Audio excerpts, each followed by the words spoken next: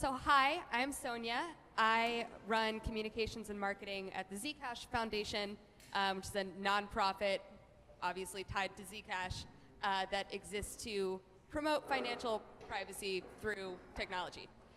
That's actually completely unrelated to, well, mostly unrelated to what I want to talk about. So when I sat down to write the talk for this conference, and I realized that what I want to say is actually a relatively, I think it's important, but I think it's a fairly small idea. So what I want to try to do is to inflict some audience participation on you guys on the tail end, but we'll see how it works. I hope that you'll be talkative. So the basic thing is, I'm sure you've all heard the sort of buzzword phrase, what gets measured gets managed. And this is a very simple but key insight into how humans tend to run projects, especially in this sort of age of data collection and analysis. The things that you have metrics for tend to be the things that you pay a lot of attention to, and the things that you try to manipulate or game or change or use as incentives. The problem with this, you will generally make better decisions if you're relying on data than if you're not, if you're just sort of guessing. But not everything can really be made into a metric. Like the very obvious example of this is human sentiment. You can have proxy measures for how good people feel about things, like say a Facebook like, but you can't really actually record the real thing. So there's this dichotomy, or dichotomy is perhaps not the right word. There's this essential tension between organizing things top down and bottom up organization. This has come up in couple of the other talks. And you get this situation where in order to do the top-down organization, say like running a company or sometimes like trying to marshal a community, which is or trying to run an open source project, you need metrics. And if the governance process that relies on metrics and relies on sort of visible encoded signals transforms whatever it is governing. And so the source of this idea is a book called Seeing Like a State by James C. Scott, in which he analyzed how high modernist governments, especially governments like the Soviet Union in its sort of earlier, in its heyday, how they shaped the communities that they governed, because you have to make whatever community exists into a governable entity.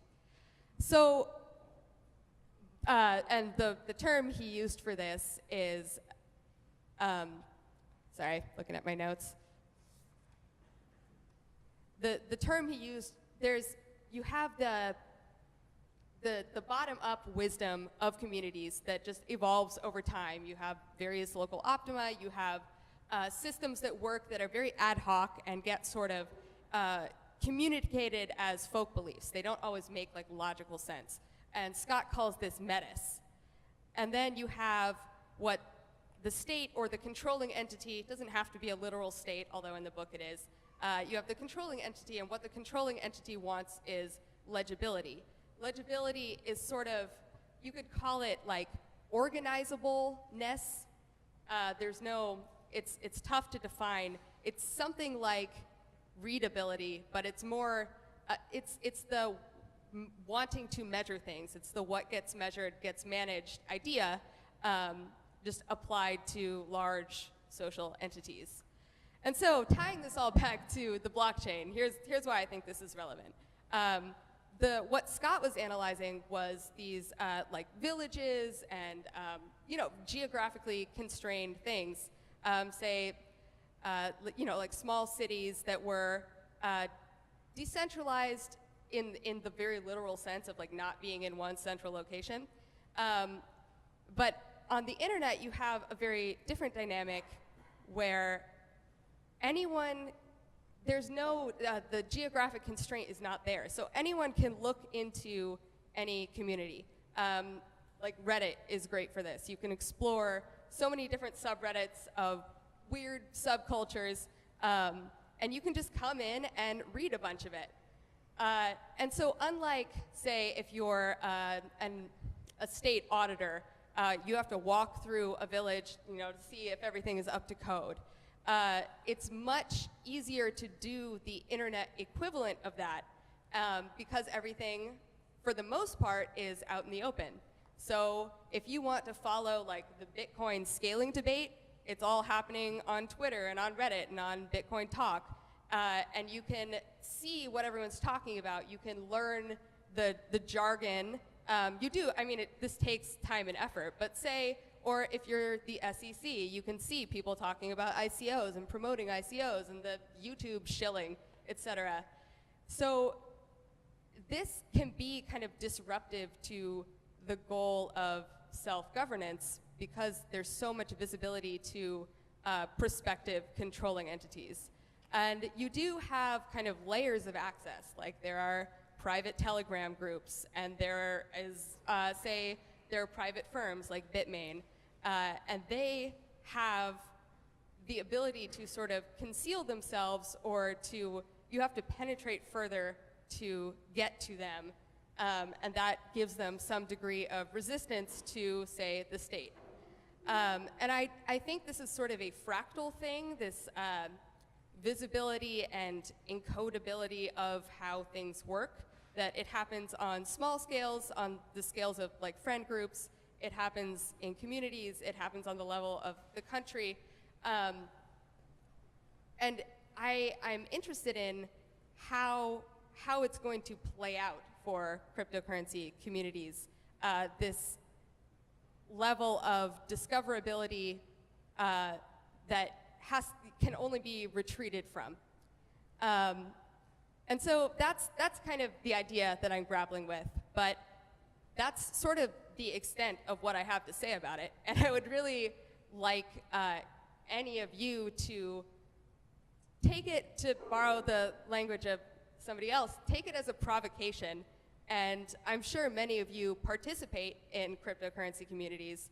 And I would love to know, I think all of us would find it interesting, what is your experience in terms of the tension between governance and self-governance in the cryptocurrency communities, probably largely online, that you participate in? All right. Perfect.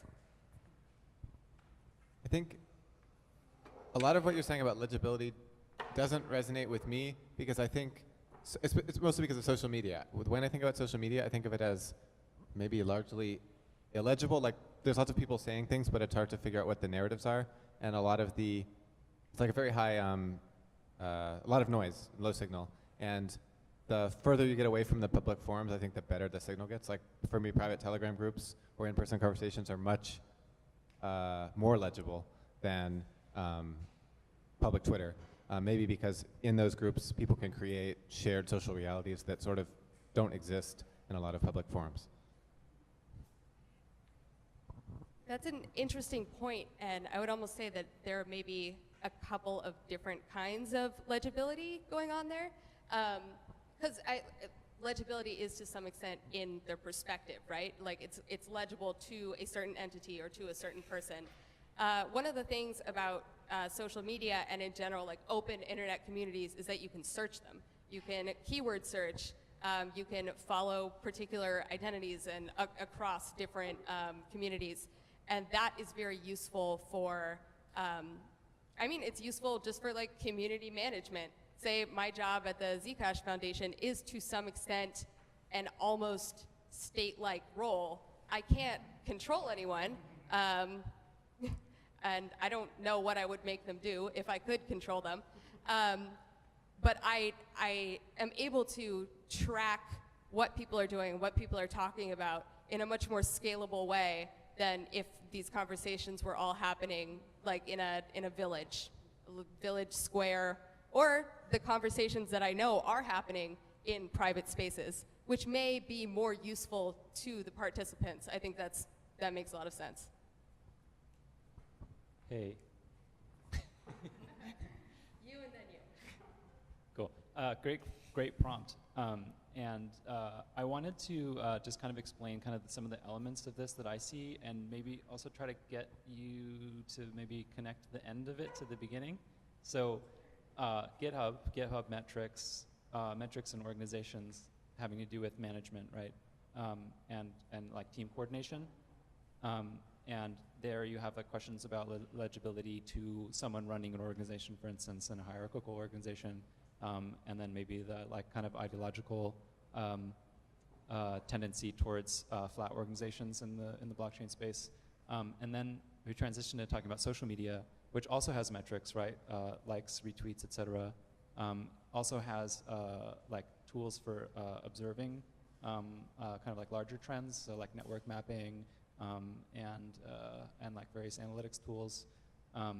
And then you're talking about governance too. So like blockchain governance has to do with sort of like the way decisions are made in the organization, but also things like the scalability debate, which happen outside. So one thing I would propose is that you can think of the conversations that go on Twitter as sort of like the public in like a Republican model, which kind of has to do with the legitimacy of leaders in the government. And so it seems to me that what you see playing on Twitter is really kind of like basically like mob debate, which then like contributes to the legitimacy of different organizations. I don't know if you read or if anyone read there's a kind of debate around the Ethereum community around Ethereum's very conscious choice not to have on-chain governance because they don't think it works. And they talk, Vlad and others have spoken recently about how Ethereum governance actually works, which is sort of a little bit more like a traditional government where like legitimacy is really a key concept. So anyway, that's sort of my take on maybe how those things are connected, but it seems like you started in one place and we ended in social media, and I'm curious like what you think about what metrics mean in terms of like team structure and what they mean in terms of like public debate or anything else. This is probably not a very satisfying answer, but I think it depends on what someone is trying to do and also what level of authority they have. The metrics that they'll find important or useful vary based on that. Instead of responding in more depth, see, what I'm trying to do is I'm trying to decentralize this conference talk where instead of just me talking at you, I'd make you talk at each other. So I'm just going to pass it over to you. Sorry, I was going to something you said. So I guess the fact that, or the idea that these systems are going to have to pull back, I guess, on their legibility is what something you were saying towards the end. I guess. I think it can be a tactical choice, but it's probably not going to be like the default. I don't think everything is going to like retreat behind a login wall. Yeah, I guess the other thing that it reminded me of is kind of, I've been in the space for a few years, and certainly over the last year, with the volume of noise or the volume of stuff happening, the number of things happening. Sorry, the number of things happening in the crypto space now, just by the water level rising, it's become impossible to know all. Like no one person can know everything in the space anymore, both in terms of just because of the volume and then the distribution of where these conversations are happening. You know, just even this conversation here, today there are likely 15 or so conversations of similar size or more around the world with similar people, but having totally different, and so basically the idea of needing to dial down the openness may not be the vector that has to be thought about. It's more of just because everything else is coming up around it, that becomes a kind of a moot idea. That's my thought. Related to sort of that and what you were talking about, because everything is visible, like your analogy of the village, it's easier to basically follow all the information And what tends to happen is you have somewhere where there's like a high signal to noise ratio, and then something controversial happens.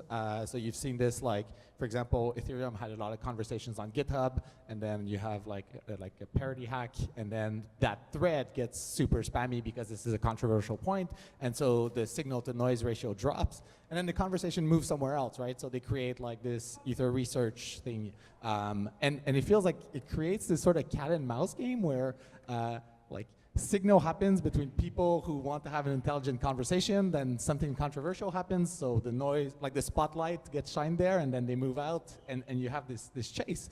And you almost see this with projects too, right? Like you have these, like Litecoin was probably the first example of that, where they wanted to do a bunch of things that Bitcoin didn't want to do or didn't want to prioritize, so they're like, okay, we'll create this small project. And you see people working like on Ethereum Classic today that have the same thing. You're like Vlad from Ethereum working on our chain for some of his ideas that like maybe he doesn't want to go in the spotlight and like have like so much legibility into. So I just think it's interesting. It's like people move away from that. So maybe it tells you something about how we intuitively react towards having like our conversations and our debates open.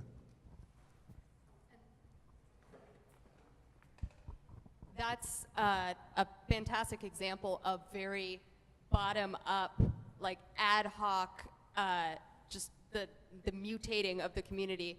And it's you can call it a sort of form of governance. And usually when we talk about self-governance, we're thinking about like formal systems, like here are the rules and we're all going to participate in the rules. But a lot of self-governance, I think, is more emergent, people responding to incentives or people breaking off and doing some other thing. And there's a constant tension in like any open source project between the people who are doing that sort of bottom-up shifting things around, and then the people who are, say, in control of deciding what gets merged.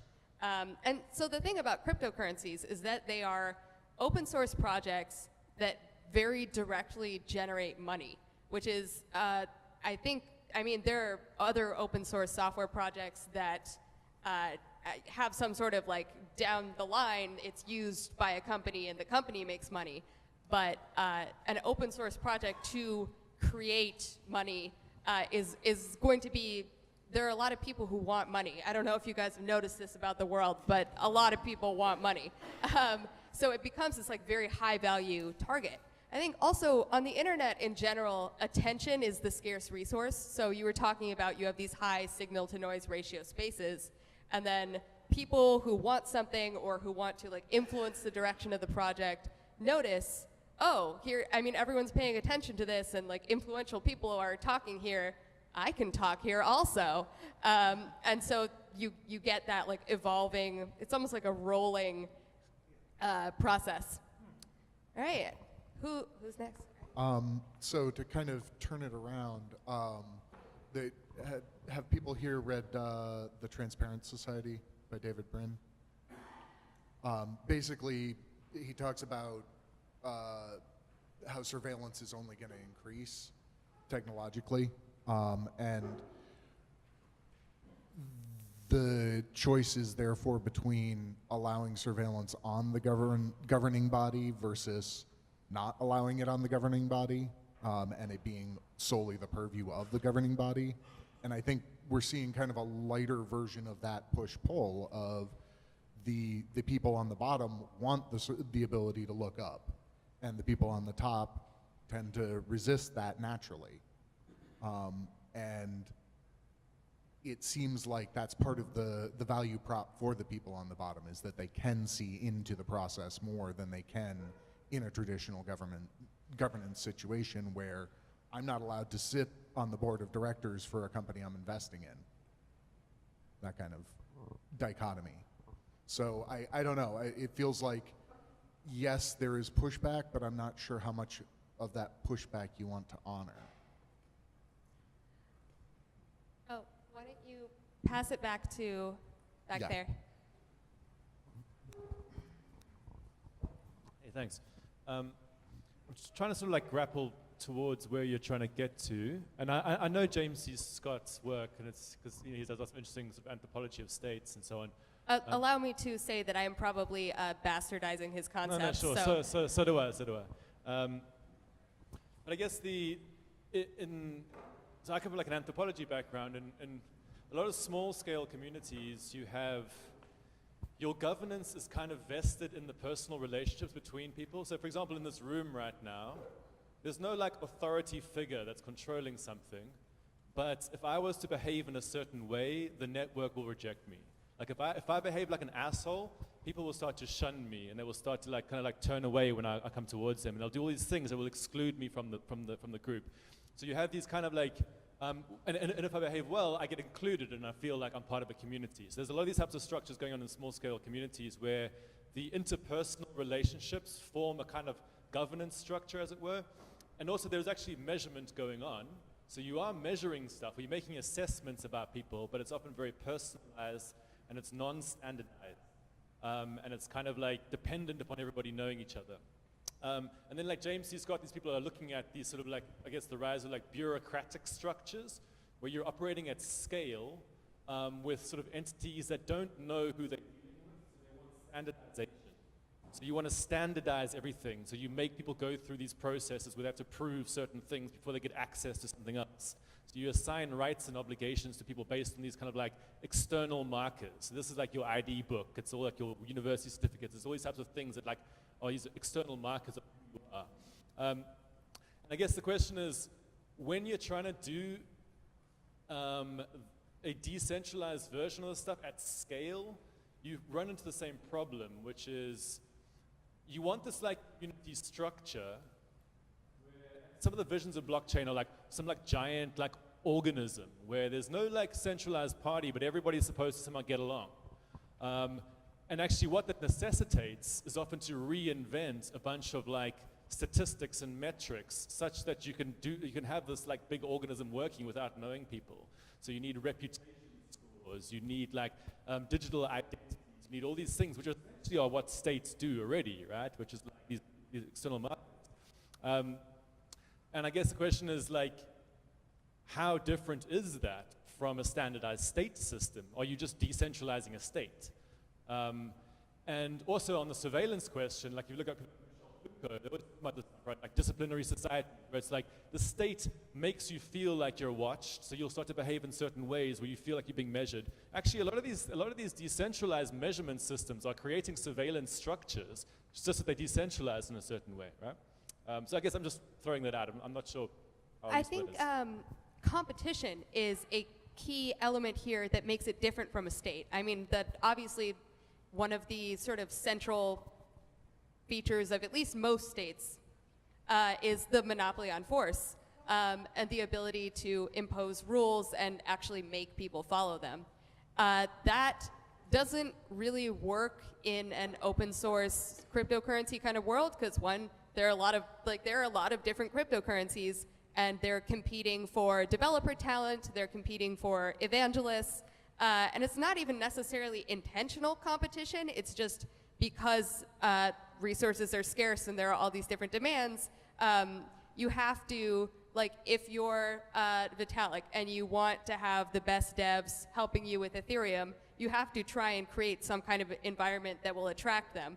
And some of this is just like the technology is cool, and so if you have sufficiently cool technology, you'll draw in like weird, geeky, brilliant people.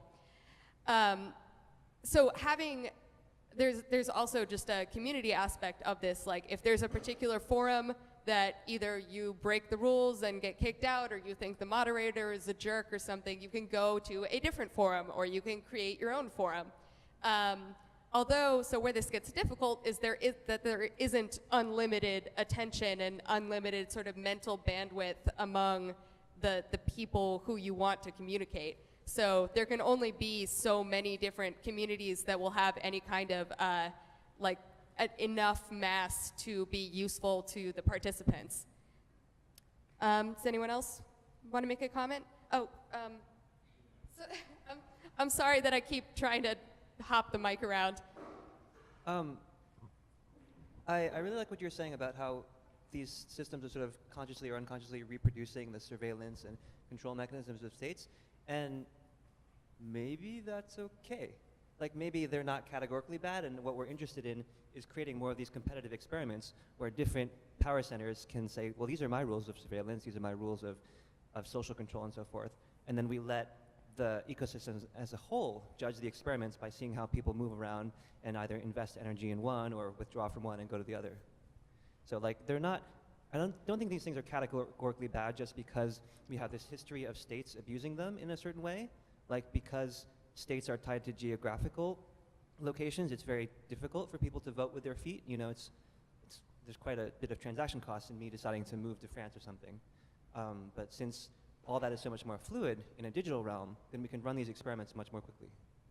Very well put. Can you give the mic back to Nolan?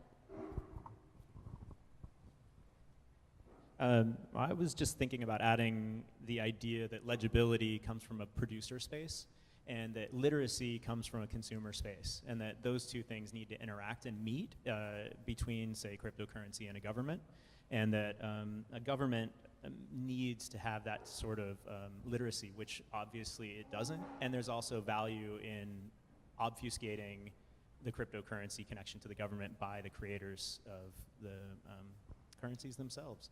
So like by obfuscating it, they are keeping the government from being more literate about these systems. And I think that like how those two things interact would apply to exactly like which state do you want to belong to? Well, if you're not literate about how to understand the rules of each state, then that's not the best thing. So creating transparency within those metrics is really important. And this ties back to the sort of the problem of libertarianism that was mentioned in the first talk. That and I say this as like a fairly libertarian person.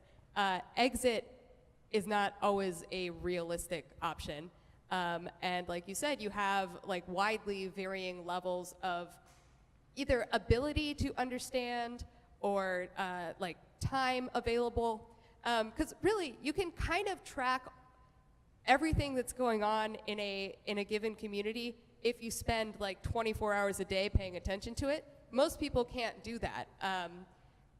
And that is, I think it's sort of an unsolved problem of, clearly there's a lot of benefits to competition because it incentivizes, like you have to be good to get people to use your thing because there are other options, and if the other options are better, they're gonna do the other options. But sometimes they don't know about the other options, or for whatever reason can't understand the other options. Like if you are a non-technical person, trying to evaluate which ICOs are bullshit is super difficult.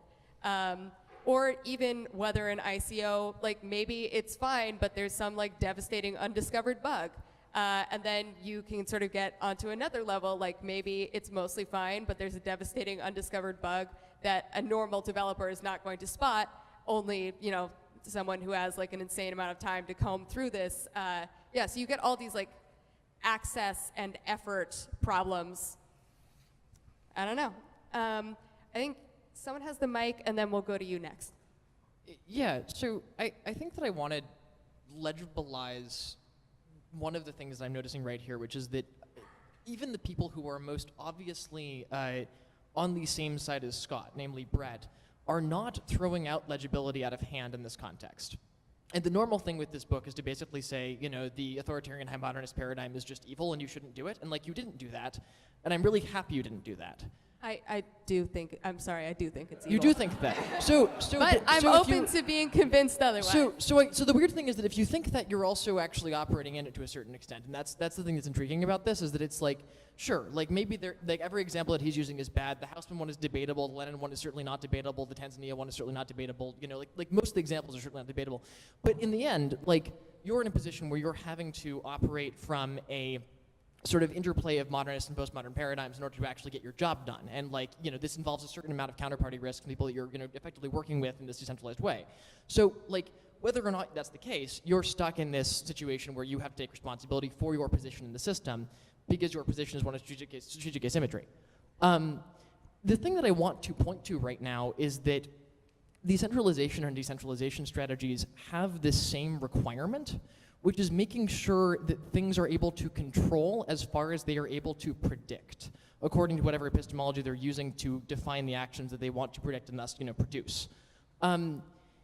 this is not something that is usually addressed in conversations like this, that these things have a unitary objective, because typically the thing that happens in a situation where there's not already a tractor of one of the two strategies is that there's a large political battle going on between people trying to make sure that the Keynesian beauty pageant runs in their favor, leading to centralization or decentralization taking over when both of them are incomplete strategies.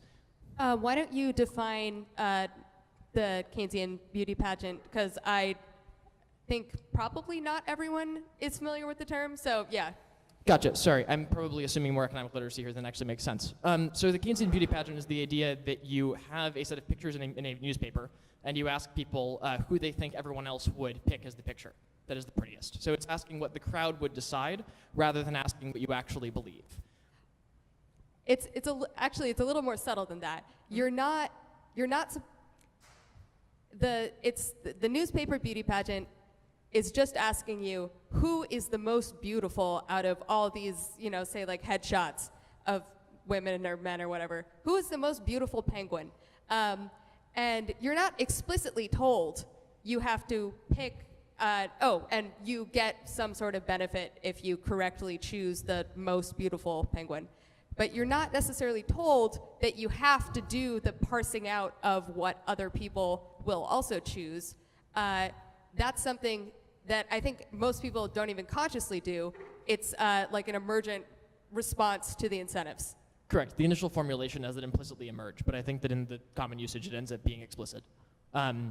Regardless, the interesting thing is that in this current environment, that battle has not been decided, and it seems like the only possible way to have it resolve in a way that does not end up leading to really bad attractor states is figuring out what kinds of sort of standards we want to actually hold architects of these systems to that involve both of these strategies, operating in parallel. I mean, I would come back to competition and choice and the ability to exit. I would say that we should have, not even should, I'm not sure I even want to put a value judgment on it. We will have various competing sort of systems of standards that people will opt into if they find them useful or effective, or if they create the environment that they want to be in. And then some will win, possibly multiple different models will win, and then others will just die off naturally. Do you want to? Yeah, go for it. I think that there are very strong pressures against that being a viable strategy. And I don't think that the thing that you just said is a strategy. I think that that's kicking the can down the road and basically hoping that somebody else will do your job. I agree that it's not a strategy. Yeah, and I mean, this is not me trying to be aggressive against you in any way. I've heard this as an argument many times, and to be honest, I've mostly heard this as an argument among sort of left-wing circles. There's a whole thing in Marxist circles about not being utopian, which is basically deciding to half-ass it and hope that somebody else will fix it for you later on. And this is used as a point of pride by Marxists very often. And I don't want to see the crypto community go the same way. The thing is, or at least my response to that is, it would be cool if you could sort of say I'm a Marxist. I'm not a Marxist, but just for the sake of this example, and I want to create my Marxist utopia where everything is set up perfectly, and we have full luxury space communism or whatever. It's just not actually possible. I think designing the perfect solution is just very straightforwardly not possible, and pragmatic half-assing is really all we can actually do, and then it eventually iterates into some end state. So I'm going to cut you off, though, because she was raising her hand. But sorry, just for the sake of decentralizing more. I was actually responding a little while ago to your vision of the future where competition allows multiple things to flourish, and then something wins. Or multiple things could win. Sorry, or multiple things could win. The thing I was going to point out was it seems though that the group that wins is the one that also makes it hardest for people to leave. As in order to win this competition, you're actually incentivized to stop people exiting. That seems like a pretty big problem. I think you're right, and one of the things I like about this playing out on the internet and having it be decentralized is that maybe there is a sort of groupthink, or you see the people who have bought into a certain coin are then incentivized to make everyone buy into it also, but because it's the best coin ever. I think you just can't actually stop people from leaving on the internet. Like, they can just go. Wait, can give her back the mic. Sorry, say that again. Sorry. I was just going to say, nation states didn't start out as, like, covering the entire world. Like, as in, they presumably started out as empires and stuff. Like, down the track, there may be a way that this becomes, like, no exit when it started out as something with exit. Possibly, but I think land is fundamentally limited in a way that websites aren't. Like, there is a theoretically infinite number of websites until you sort of run up against, like, I guess, hardware constraints, but maybe at Moore's Law, insert here. So I don't think it will happen, but I think that is an intriguing idea, and sort of ways in which, you know, maybe it's not websites. Like I said, attention is the scarce resource online, so maybe if you sufficiently sort of became like a monopsonist for attention, I don't know.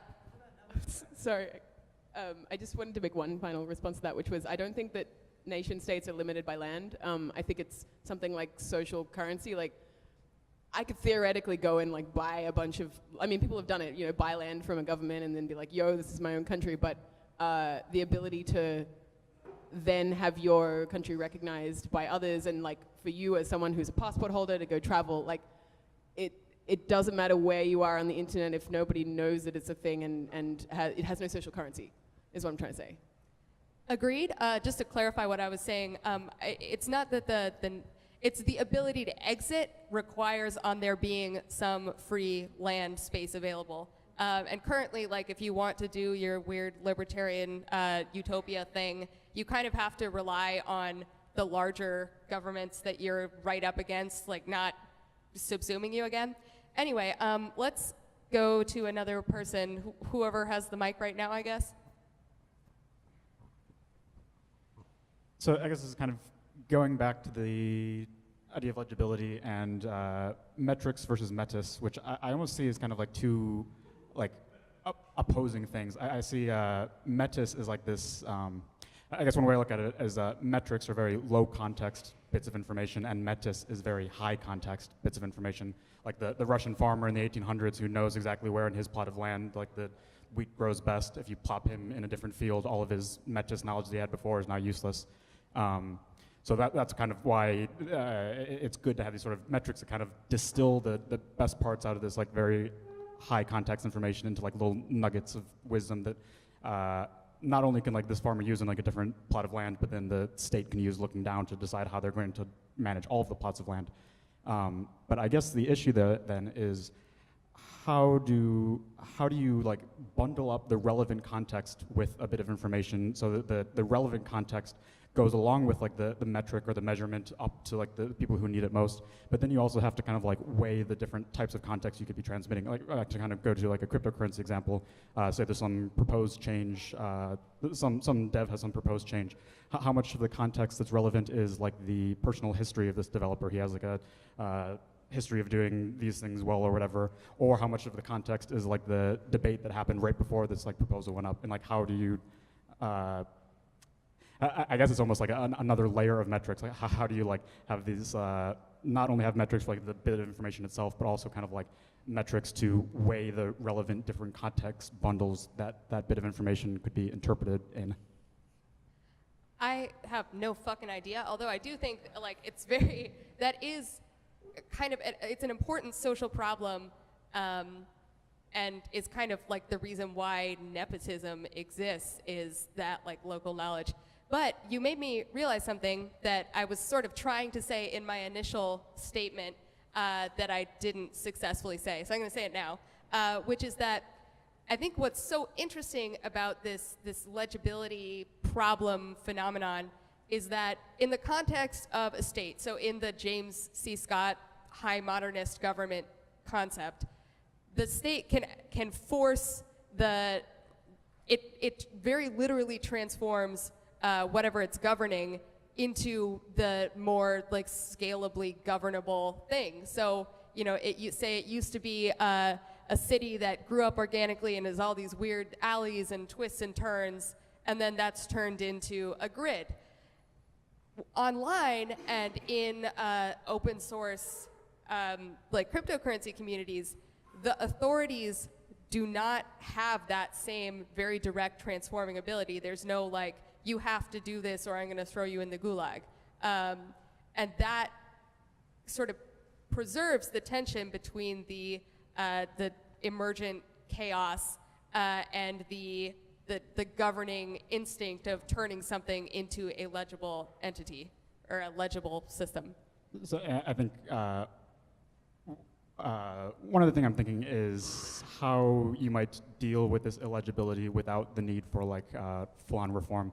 I'm kind of thinking to a personal story when I was traveling around. I was in Delhi with some friends, and we went to the old Delhi portion of town, which is like much less systematized and kind of like laid out in like the Western style of grids and stuff.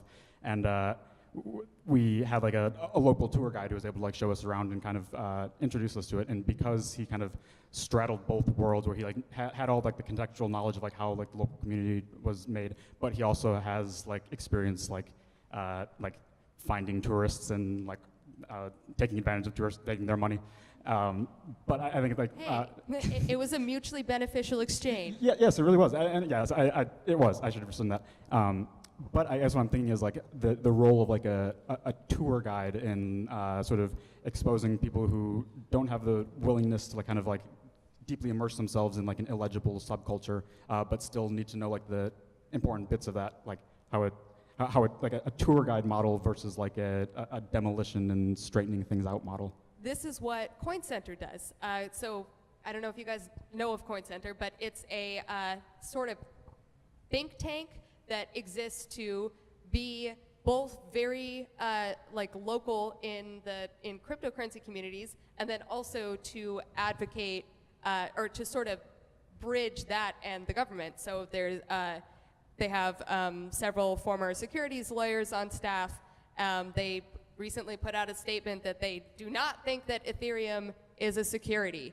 So they do that kind of like translating tour guide sort of role. The director of communications of coincenter, Niraj Agrawal, spends like his entire day on Twitter posting cryptocurrency memes. Like